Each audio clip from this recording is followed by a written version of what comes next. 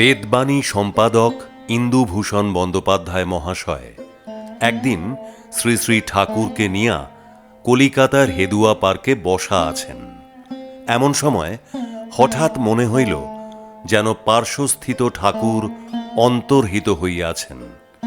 তাঁর স্থানে দিব্য এক কিশোর মূর্তি আবির্ভূত হইলেন।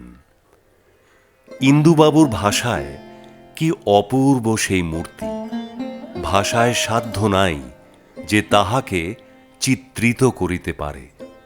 সেই আকর্ণ বিস্তৃত চক্ষুযুগল, সেই স্থির প্রশান্ত দৃষ্টি, মুখশ্রীর সেই অপার্থিব মাধুরিমা, বহু সুকৃতি বলেই সেদিন আমার দৃষ্টি গোচর হইয়াছিল।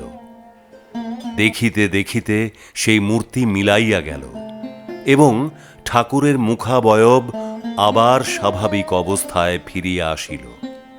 অল্পক্ষণের মধ্যেই এই ঘটনা হইল। ইন্দু দাদা যাহা প্রত্যাশা করেন নাই তাহাই ঠাকুর দেখাইলেন।